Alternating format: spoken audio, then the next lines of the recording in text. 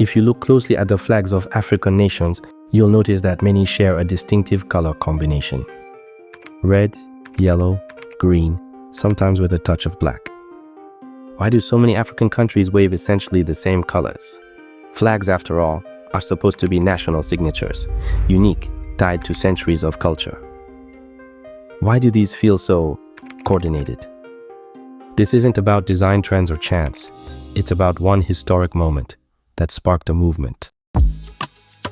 Let's back up. Flags are powerful symbols. They show up at the Olympics, at embassies, everywhere a country wants to say, "This is us." So why would countries choose to look alike on purpose?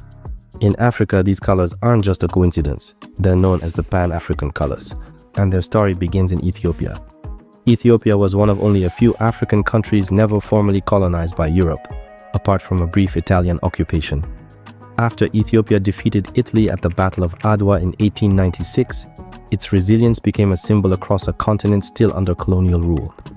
When African nations gained independence in the mid-20th century, their flags sent deliberate messages of unity and pride. Ghana led in 1957, adopting Ethiopia's colors with new meanings. Red for freedom fighters' blood, gold for mineral wealth, green for forests, and a black star for African liberation. As independence spread, so did these colors.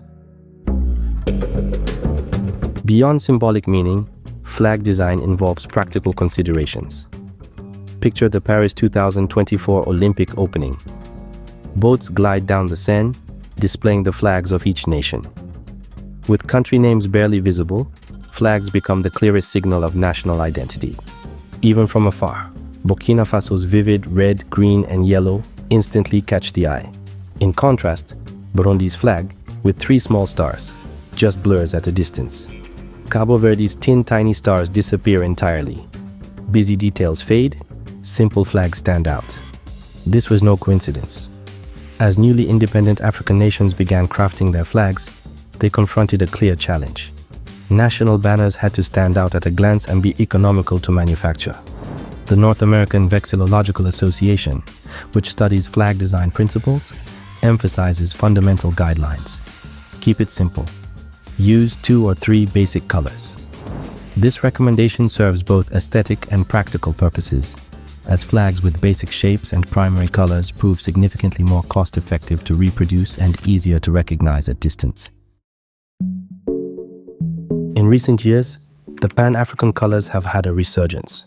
At Pan-African festivals, in Afrobeats, the flag isn't just cloth, it's a signal, a shorthand for saying, "I'm here, I belong, and this is my story too." Flags aren't just about government buildings, they're woven into daily life. Still, there's always a conversation. Should newer nations craft more unique, localized flags? Some say yes, but according to flag historians and political scientists, most agree the colors still do their job.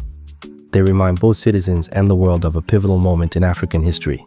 Unity over difference mattered most.